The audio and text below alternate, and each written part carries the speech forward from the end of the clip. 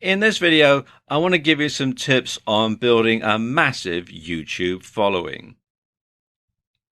Now, why is it that some YouTube videos get so many views they practically break the counter, yet others get seen so infrequently the page looks like Tombstone before the Outlaws ride in? And how come some YouTube channels have many thousands of subscribers and their video stats hit four figures within a few hours, whereas others might get one or two subscribers a year and their videos never get viewed 100 times before they get taken down? Well, there are a number of different answers to that question. And while you might not have as many views and subscribers as Gangnam Style, you can certainly build a solid following and get a decent number of views for your videos. The main determining factor for how popular your videos are going to be comes down to your niche, and some niches are more popular than others. In general internet marketing, the biggest niches are fitness, dating, self-help, and making money. But some of the most popular subjects for YouTube videos outside of those big internet marketing niches are gaming, makeup tutorials, grooming and style, travel, technology, fails, cats, DIY, comedy, and lifestyle vlogs. So you need to pick a niche that's going to be popular, but often the most popular niches are the most competitive and oversaturated. So if you do a series of videos on how to do the perfect workout routine, you're going to be up against some fairly big names who already have a massive following, and you'll find it very hard to compete. So what should you do? Well, one thing is to pick a popular niche, but concentrate on a particular aspect of it. And this is known as niching down, or niching down, as some people pronounce it. So let's say you're in the golf niche. Instead of doing just general golf videos, you could do tutorials on how to hit the perfect swing or do the perfect putt. You could show how to hit with each type of iron or wood, or you could have tips to play different holes at different golf courses or different links. And of course, when golf goes wrong, it's always a good topic for humor. Or why not pick an obscure sport like handball? Now, it's not as popular, so it's not as competitive, or at least off the field anyway. But there's also not much out there. So videos on this topic do rack up an awful lot of views fairly quickly.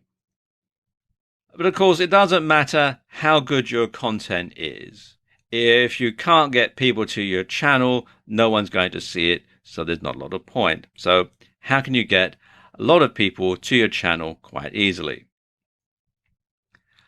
Well, a keyword-rich description and title will help YouTube to determine what your video is all about. And so when people type in what they're searching for on YouTube, YouTube will go through, they'll use the keywords, and they'll pull yours out, and it'll come up either in the listing or in the suggested videos at the side. Something else you can do is, if your video is scripted, be sure to include plenty of keywords and then upload the script to YouTube so that it can be used for subtitles and closed captions. And then that will help YouTube also to decide exactly where your video is and exactly what your video is about. Now, some good tools to find keywords are the Google AdWords Keyword Planner. This is quite a long URL, so if you just go to Google and type in Google AdWords Keyword Planner, you'll be directed to this site. Or something a bit more in depth, you can use Market Samurai, which you can find here at marketsamurai.com. And this is a paid-for solution, although there is a free trial offer running at the time that I'm making this video. Something else you can do is use other social media to drive traffic. So tweet about your video upload on Twitter, just sending a tweet saying I've uploaded a new video, and then the URL can also get people to look at it, just out of curiosity, really. Or you can post it on Facebook. Or you can share it on sites like Reddit or Google+. And Google+ is actually very good because Google owns YouTube and they also own Google+. So there's a lot of synergy between the three areas. So if you've got something on YouTube, you can put it up on Google+ as well, and it'll also show up very well in the Google search engine rankings. Something else you can do is to embed your YouTube video onto your blog as part of a blog post. And if you have a WordPress blog, this is actually very easy to do. You just simply embed the URL and WordPress takes care of the rest. And you should also make it easy for others to share your video on their sites. To make your YouTube videos easy to share, make sure that all this works properly once you've uploaded your video. You want to make sure that there is a URL or share link that people can access, and that they've got the buttons here that people can share on various other social media sites. Also to make sure that you've got the embed code, like here, to go on an HTML site, and that people can email your URLs. You have to sign in to do this, and I haven't, but usually there'll be a link here that you can use. In this video, I want to talk about ways that you can grow your Twitter fan base. Now, Twitter is a fantastic tool for marketing and getting more fans and followers. But most people don't use it correctly. And you must make it easy for your fans to find and follow you. And this means having the same branding as on other sites. Now, for example, let's say you run a site in the fitness niche called Ultimate Fitness Supplies, and you supply home gym equipment, say. Well, you would want to call your business obviously Ultimate Fitness Supplies. You would have your website ultimatefitnesssupplies.com. On Facebook, you'd be facebook.com/Ultimate Fitness Supplies.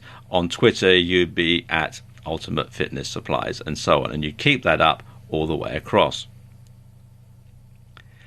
Something else that you should do on Twitter, and it's very simple, but surprisingly people don't, is to simply ask people to follow you. And if you place a Twitter button on your website and ask people to follow you, well, that's usually enough.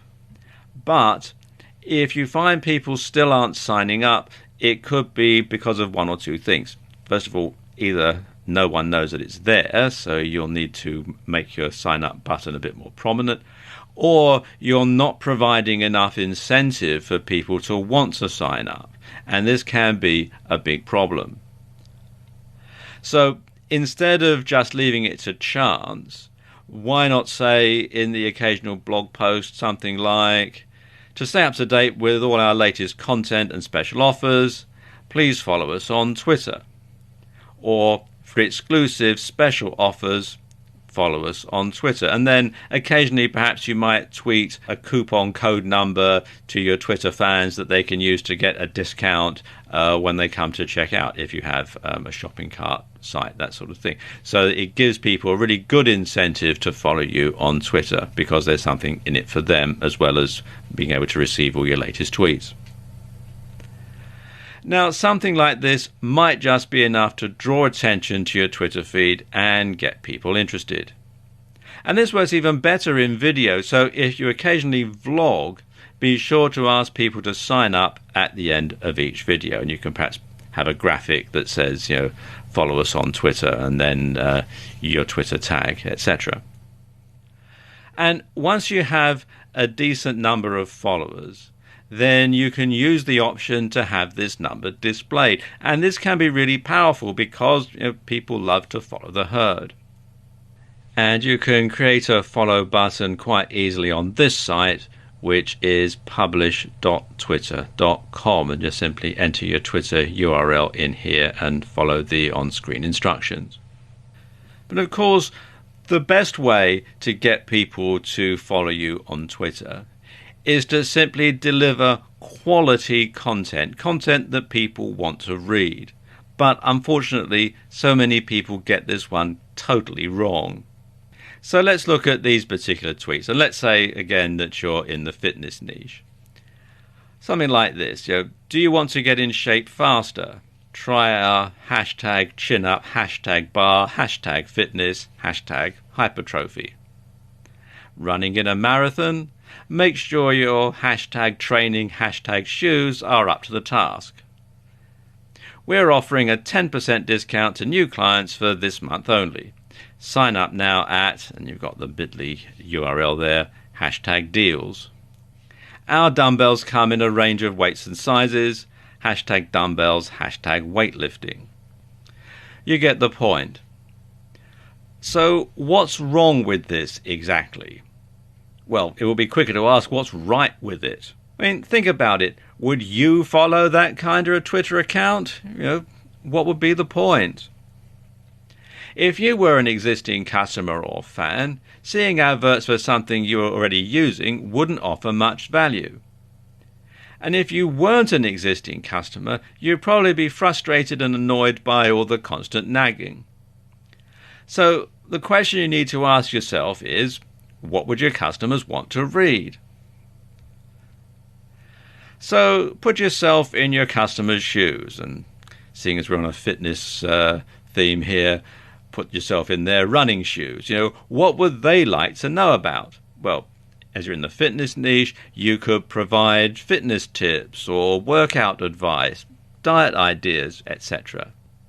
If you run a blog on martial arts, then discuss moves in your favorite martial arts film. Think of each tweet as a mini product and try to ensure that the reader benefits from it in some way. Now, whether that's by being entertained or by learning something, it doesn't really make a lot of difference. Also, for business niches, industry news can also prove very popular. Another approach to take is a little less on the nose. Instead of directly discussing your niche, your industry or your service, you can talk about the lifestyle of people involved with your topic instead.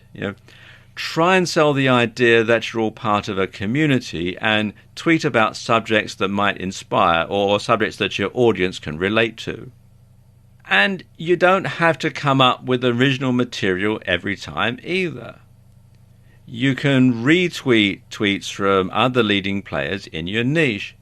And this helps to build a sense of community, and it tells followers that it's okay to retweet your tweets too. And of course, then you'll spread your word much further and wider than you would do if it was just to your own followers. So there you go, just a few ways that you can grow your Twitter fan base.